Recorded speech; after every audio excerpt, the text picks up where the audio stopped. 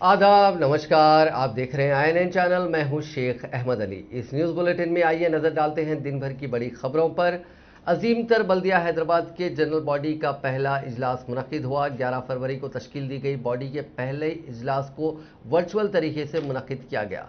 GHMC mayor विजय लक्ष्मी ने आज GHMC के साल 2021-22 के सालाना बजट 6,841 करोड़ 87 लाख का बजट पेश किया। इस बजट को दो हिस्सों में तकसीम किया गया।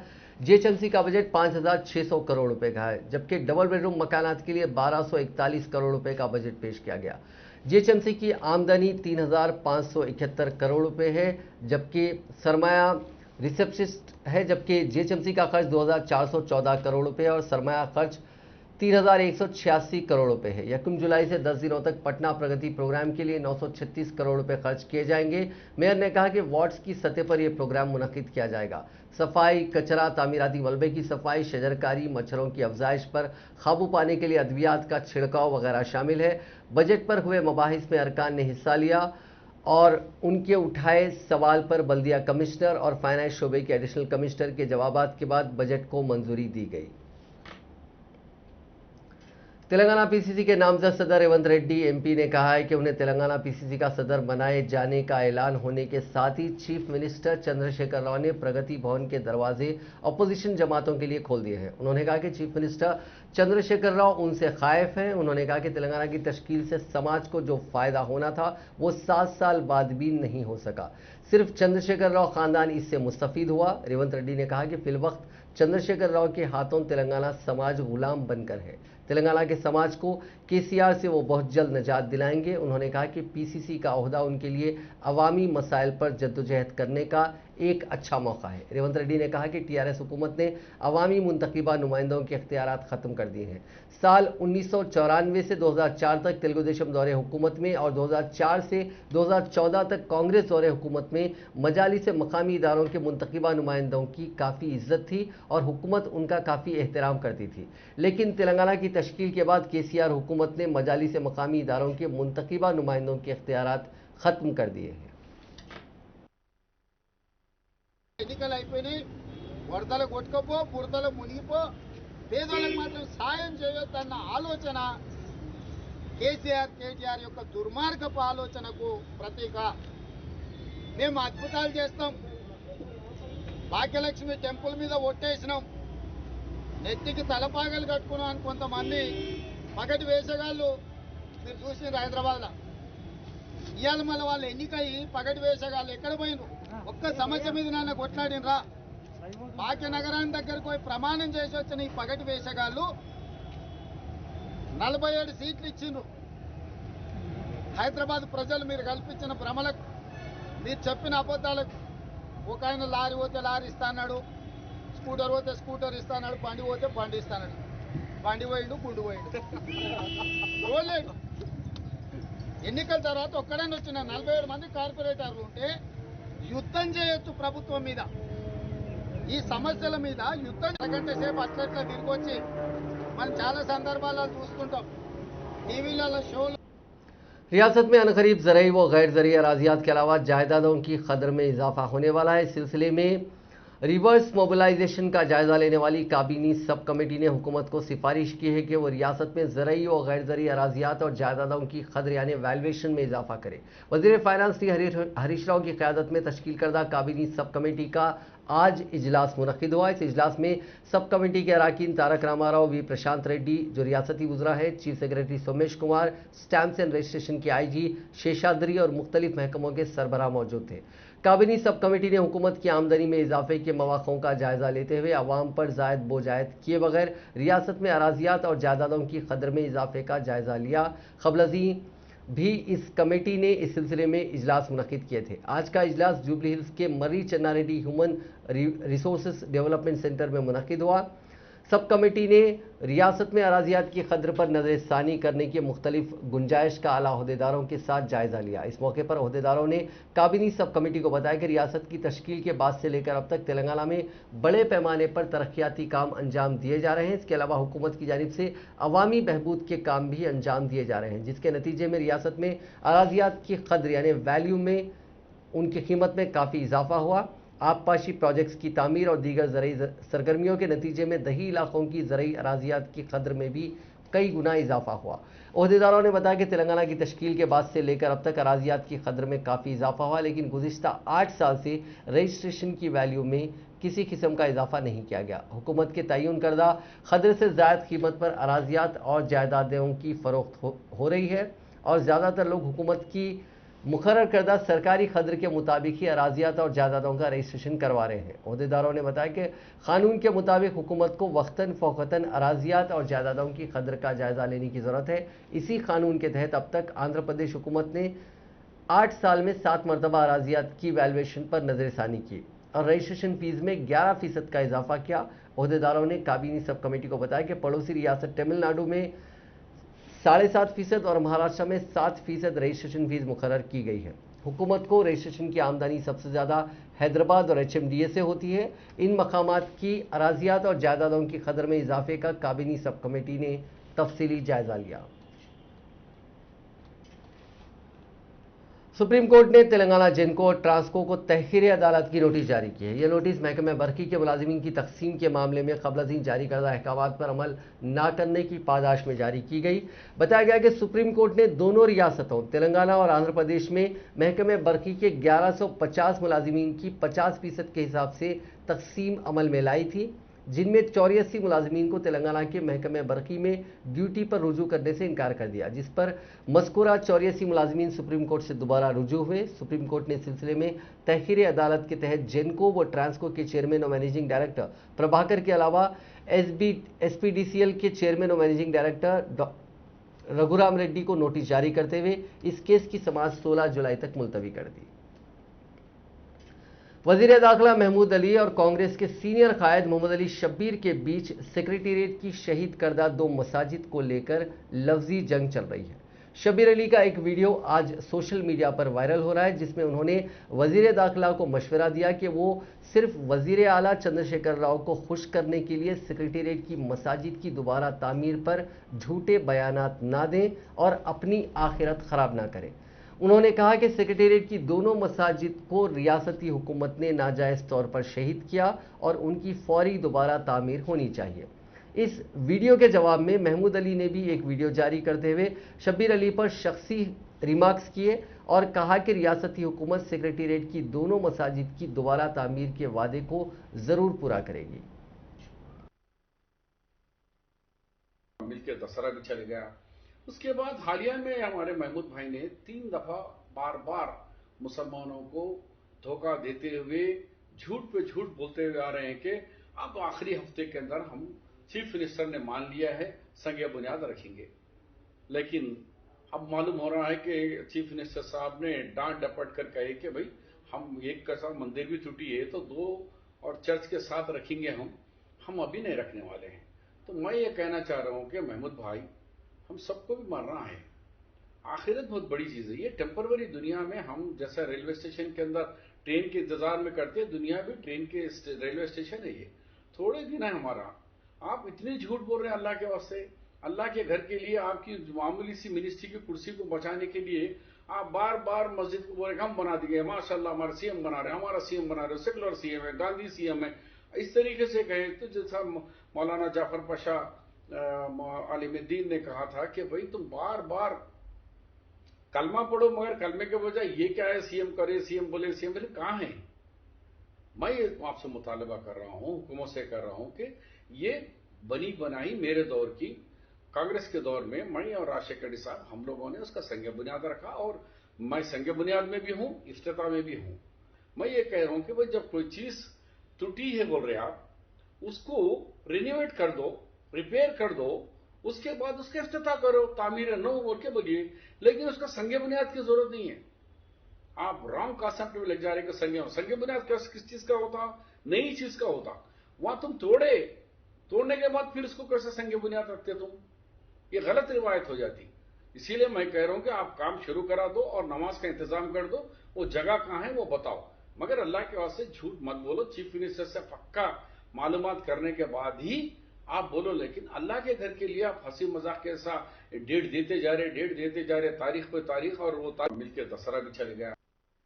आज शब्बीर अली साहब जो साबिका मिनिस्टर हैं, उनका व्हाट्सएप पर बयान देखा हूँ मैं, जिन्होंने मेरी आखिरत के बारे में बात की। यकीनन आखिरत की हर एक को फिक्र होती है और मुझे भी बहुत फिक्र है। मस्जिद जो सेक्रेटरीट की है ज़रूर बनाई जाएगी, सेक्रेटरीट की इफ्तिदा से पहले।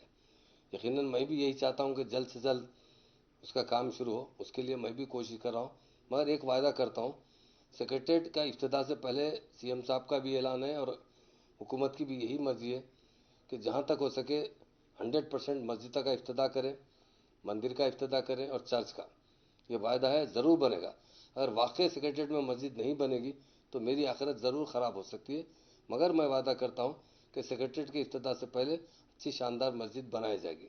दूसरी बात है कि उन्होंने एक बात कहा कि सीएम साहब ने डांट डपट की। सीएम साहब मुझे बहुत दिल से चाहते हैं, इसीलिए आप जानते हैं, आप एक सियासी लीडर है। कहीं भी सारे हिंदुस्तान में किसी मुसलमान को डिप्टी चीफ मिनिस्टर का ओहदा नहीं दिया गया। तेलंगाना बनने के साथ उन्होंने मुझे डिप्टी चीफ मिनिस्टर का ओहदा दिया, रेवेन्यू मिनिस्टर का ओहदा दिया और दूसरी मरतबा उन्होंने अपने साथ मुझे होम मिनिस्टर बनवाया। तो यकीनन मैं उनका हमेशा तारीफ़ करता रहूँगा, क्योंकि उन्होंने मुसलमानों की फलाह व बहबूद के लिए बहुत काम किया। और आपके दौरे इख्तिदार में देखिए, 2004 में टीआरएस की मदद से ही आप लोगों को इख्तिदार मिला। आप वज़ीर होते हुए 2006 में लैंको हिल्स को वक्फ की बोर्ड की ज़मीन 108 एकड़ ज़मीन आप लोगों ने बेचा। यकीनन आपकी आखिरत ख़राब हो चुकी है। मेरे बारे में आप कह रहे हैं कि आप आखिरत की फ़िक्र कीजिए, पर आप जब इख्तिदार पे थे कभी आखिरत की फ़िक्र नहीं की। मैं अब कहता हूँ आपसे कि ज़रूर मस्जिद बनेगी और ये मेरा वायदा है, सीएम साहब का वायदा है, और सेक्रेटरीट की इफ्तिदा से पहले बनेगी। उससे मस्जिद का इफ्तिदा किया जाएगा, बाद में सेक्रेटरीट का इफ्तिदा किया जाएगा। आज तेलंगाना कांग्रेस पार्टी के नए सदर के इंतखाब के बाद पार्टी में दाखिली इंतशार के खिलाफ पार्टी की नई कमेटी ने सोनिया गांधी को मकतूब लिखने का फैसला किया है। 9 मुंतखब कमेटी के एक इजलास में यह फैसला लिया गया, जिसमें करारदाद मंजूर की गई। पार्टी के फैसले की मुखालिफत करने वालों के खिलाफ कार्रवाई की जाएगी। अगर कोई मुखालिफत करेंगे तो उनके खिलाफ डिसिप्लिन शिकनी के तहत कार्रवाई की जाएगी। नायब सदर मल्लू रवि की क़यामगाह में तेलंगाना कांग्रेस कमेटी का इजलास मुनक्किद हुआ, जिसमें सदर रेवंत रेड्डी के अलावा दीगर कमेटी के अरकान ने शिरकत की। मल्लू रवि ने कहा कि 7 जुलाई को नए सदर रेवंत रेड्डी अपने ओहदे का जायजा लेंगे। उस दिन पहले वो पेद्दमा मंदिर में खुसूसी पूजा करेंगे। उसके बाद नामपल्ली दरगाह में हाजिरी देने के बाद वो अपने ओहदे का जायजा लेंगे। बेरोजगारों के मसाइल हल करने का मुतालबा करते हुए भारतीय जनता युवा मोर्चा BJYM की जानिब से तेलंगाना के जगतियाल कलेक्ट्रेट के सामने धरना दिया गया। इन मुजाहिरीन ने अपने मुतालबे की हिमायत में नारेबाजी की और हुकूमत पर जोर दिया कि वो 2 लाख खाली सरकारी मुलाजिमतों को फौरी पुर करे। उन्होंने कहा कि वादे के मुताबिक बेरोजगारों को बेरोजगारी अलाउंस फराहम किया जाए। उन कारकुनों ने हाथों में बीजेपी के परचम और अपने मुतालबात पर मबनी तेलुगु जबान में लिखे प्ले कार्ड्स थे, जिन्होंने सड़क पर बैठकर धरना दिया। इस धरने के नतीजे में कुछ देर के लिए कशीदगी फैल गई। चौकस पुलिस ने उन कारकुनों को हिरासत में ले लिया। ताहम इस मौके पर उनकी पुलिस से बहस और तकरार हो गई और गिरफ्तारी से बचने के लिए कई अरकान मुजाहिमत करने लगे। ताहम पुलिस ने उनको वहां से हटाकर गाड़ियों में बिठाकर पुलिस स्टेशन मुंतकिल किया। हैदराबाद में TSPSC के रूबरू भी एक एहतजाज मुनक्किद किया गया।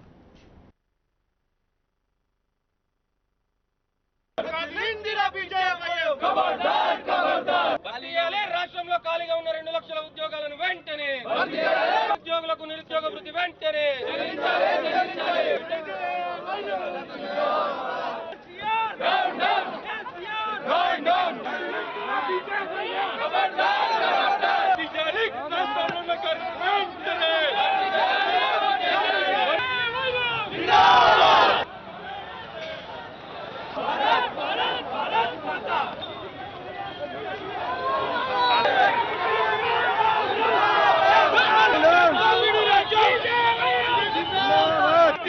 రాష్ట్రంలో ఖాళీగా ఉన్న వెంటనే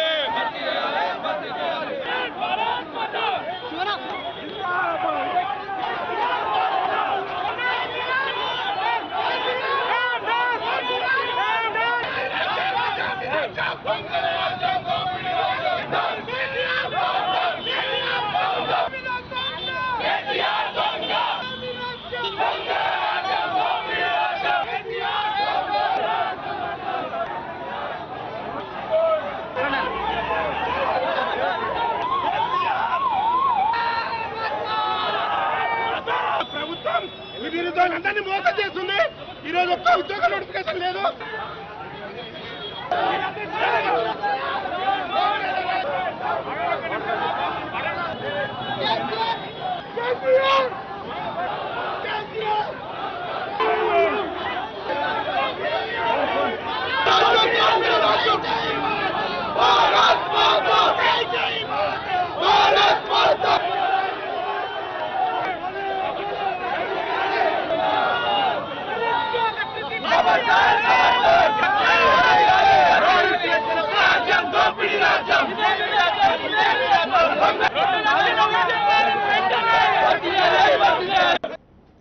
साबिक पीसीसी सदर पोन्नाला लक्ष्मैया ने वजीर आला चंद्रशेखर राव पर इल्जाम आयद किया है कि उन्होंने SC/ST के डेवलपमेंट फंड्स को दीगर कामों के लिए खर्च किया। ये फंड 3.5 लाख करोड़ रुपए के हैं। उन्होंने कहा कि बजाय SC/ST की फलाह पर इन फंड्स को खर्च करने के बजाय वजीर आला ने इन फंड्स को दूसरी स्कीमों पर खर्च किया है।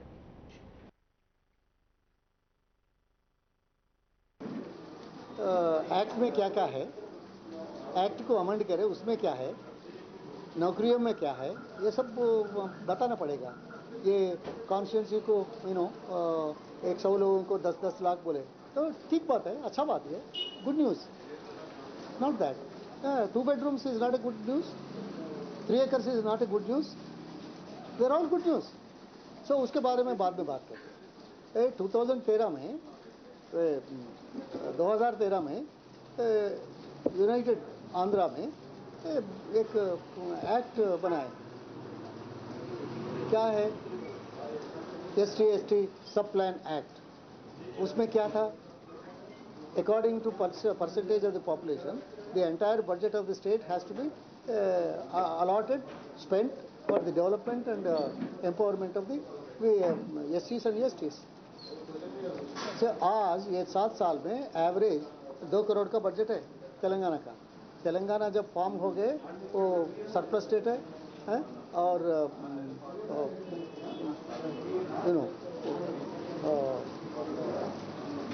धनवारी है rich state and surplus state. So ऐसे स्टेट में 2 लाख करोड़ का 7 साल में कितना होता, 14 लाख होता। 14 लाख में SC/ST परसेंटेज 25% निकाले तो वो कितना होता, 3.5 लाख करोड़ रुपए खर्च करना था। क्या KCR जी आप सामने आके ये 7 साल में कितने पैसे ये लोगों के लिए खर्च करें, कितने कार्यक्रम में भरे, कितना अमाउंट दिए, बोल सकते हैं क्या? वो बात ही नहीं है। 2017 में इसका नाम चेंज कर दिया, क्या बोल के, SC/ST डेवलपमेंट फंड बोल के। बहुत अच्छा, बहुत बड़ा। और एक मंत्री से सब कमेटी डाल के वो कमेटी बनाए। वो कमेटी क्या बोला, chairman should be the chairman, CM should be chairman.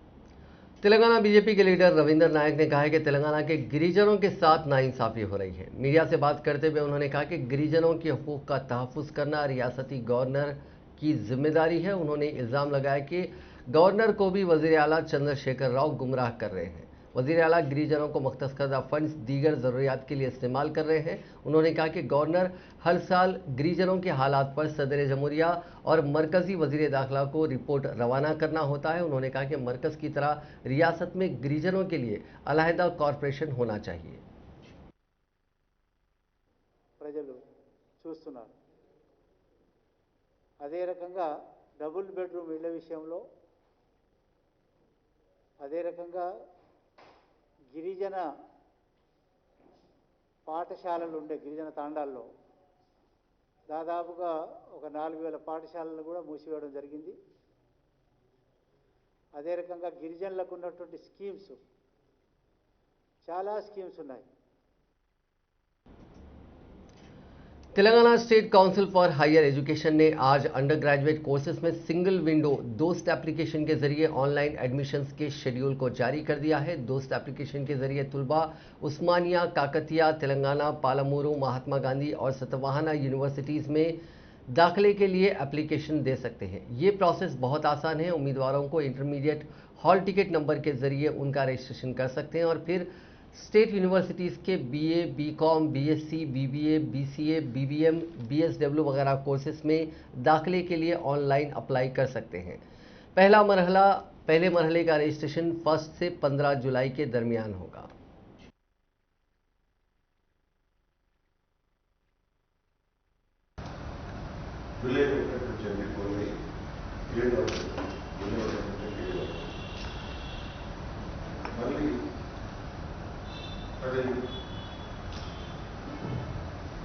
మొదలు ఎక్కడి నుంచి ఎక్కడ దాకా ఉందంటే 15 జూలై వరకు 15 జూలై వరకు ఉంది.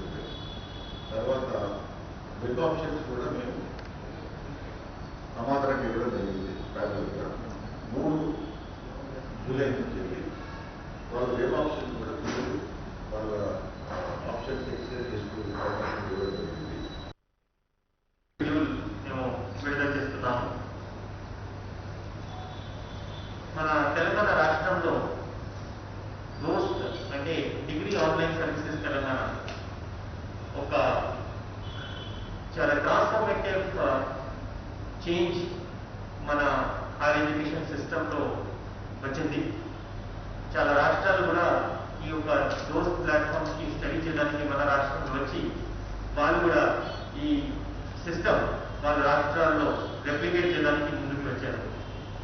దీనివల్ల Telangana social tribal welfare Gurukul education society के तहत चलाए जाने वाले सेंटर ऑफ एक्सीलेंस कॉलेज में तालीमी साल 2021-22 के लिए कॉन्ट्रैक्ट बुनियाद पर JEE mains, advance, NEET, EAMCET की तरबियत देने के लिए पार्ट टाइम सब्जेक्ट एसोसिएट जायदादों के लिए 110 दरखास्तें तलब की गई हैं। मजमूई तौर पर जायदादों पर भर्ती की जाएगी, जिनमें मैथ्स के 16, फिजिक्स के 20, केमिस्ट्री के 24, बॉटनी के 22, जूलॉजी के 24, सिविक्स के 2 और इकोनॉमिक्स की 1 जायदाद शामिल है। इन जायदादों के लिए मास्टर डिग्री के अलावा बीएड मुकम्मल करना चाहिए। उम्मीदवारों का इंतखाब इंग्लिश में कम्युनिकेशन स्किल्स और दीगर बुनियादों पर किया जाएगा।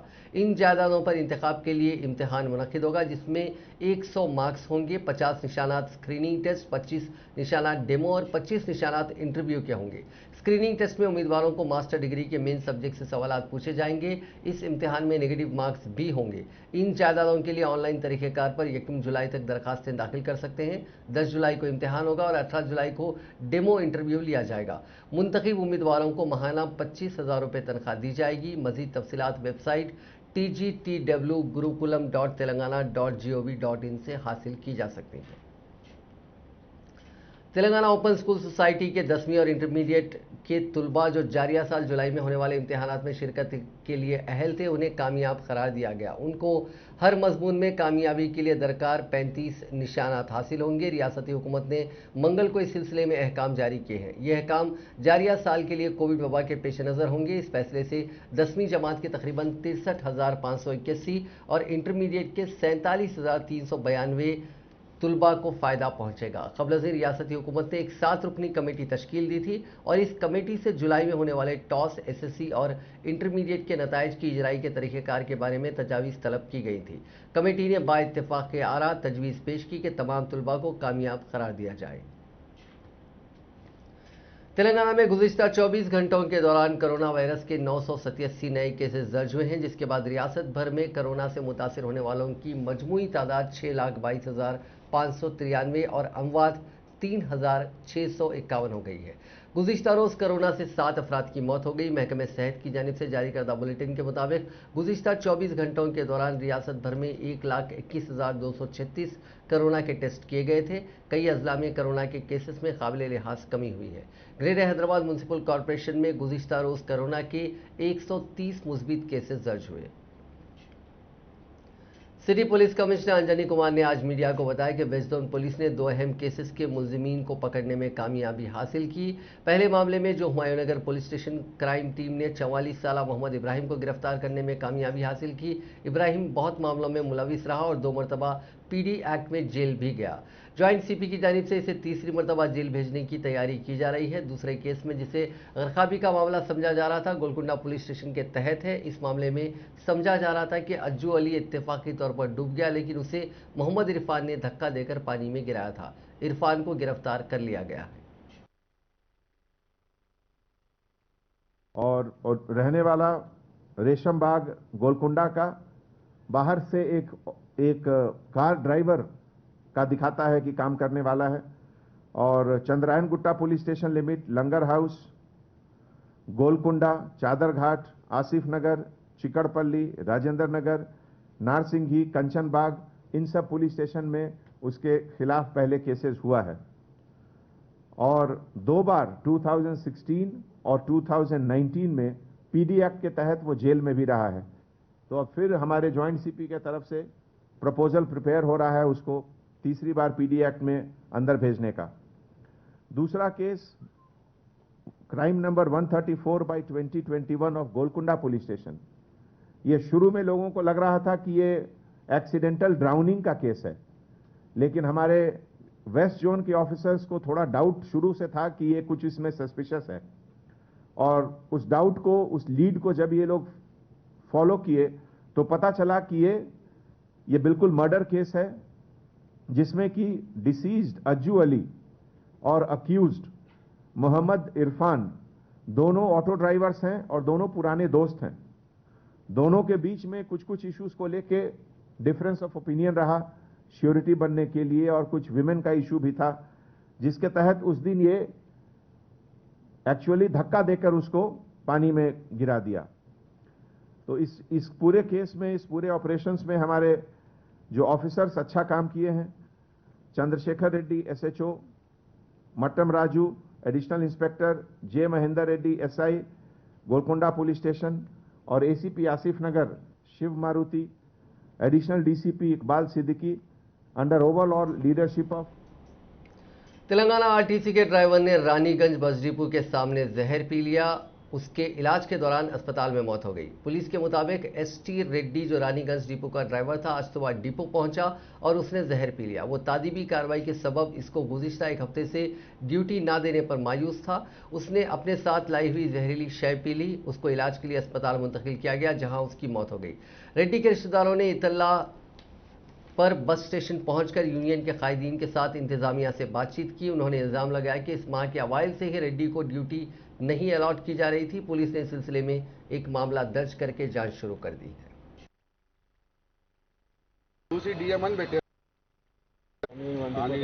డ్రైవర్ నేను ఇక్కడ అరేంజ్మెంట్ అయితే చాలా బీభత్సంగా అయిపోయింది. వర్కర్లు ప్రతి ఒక్కరు ఏడ్చుకుంటారు ఒక్కొక్కరు ఇళ్లల్లో. అది పై అధికారులకు తెలిసిన విషయమే, అయినా కూడా ఎవరు పట్టించుకోవట్లేదు. అసలు మేము మనుషులమా కాదా అన్న ఆలోచన కూడా మాకు ఎట్లా సిగ్గు అనిపిస్తుంది. మాకే అసలు డిపార్ట్మెంట్ ఎందుకున్నాం అనిపిస్తుంది. అట్లా సిగ్గుచేట ఇస్తుంది మా అందరికి. ఈ రోజు ఏం జరిగింది? ఈ రోజు జరిగిన వాస్తవం మార్నింగ్ డ్యూటీకి వచ్చిండు. ఏం పేరు ఆయన? ఎక్కడ తిరుపతి రెడ్డి డ్యూటీకి వచ్చాడు 5 గంటలకు. ఆయన మొన్న ఏం జరిగిందో తెలియదు వాస్తవంగా, కానీ దానికి చూసి DM అని పెట్టారు. అంటే DMని కలిసిన తర్వాత డ్యూటీకి ఇస్తామని చెప్పేసి ఖచ్చితంగా చెప్పినందుకు ఆయన మనస్తాపాన్ని। शहर हैदराबाद में इतवार की सुबह के अवलीन सातों में पेश आए खतरनाक सड़क हादसा, जिसमें एक तेज रफ्तार कार के ऑटो को टक्कर देने के नतीजे में एक शख्स हलाक हो गया था। उसकी वीडियो सैबराबाद ट्रैफिक पुलिस ने जारी की। शहरियों में बेदारी पैदा करने के मकसद से सड़क पर सलामती के हिस्से के तौर पर इस वीडियो को ट्वीट करते हुए कहा गया कि लापरवाही से और हालत नशा में गाड़ी चलाने के सबब यह हादसा पेश आया, जिसमें माधापुर के इन ऑर्बिट मॉल के करीब पेश आए इस हादसे में यह शख्स हलाक हो गया। इस वीडियो में दिखाया गया कि कार काफ़ी तेज़ रफ्तारी के साथ चलाई जा रही है, जिसने सड़क से गुजरने वाले ऑटो को लापरवाही से टक्कर दे दी। टक्कर इतनी शदीद थी कि ऑटो हवा में उड़कर गिर गया और ऑटो में सवार शख्स हलाक हो गया और ड्राइवर जख्मी हो गया। इस हादसे के बाद तेज़ रफ्तार कार नहीं रुकी। पुलिस ने कार के ड्राइवर और उसके साथियों के खिलाफ गैर इरादी कत्ल का मामला दर्ज कर लिया।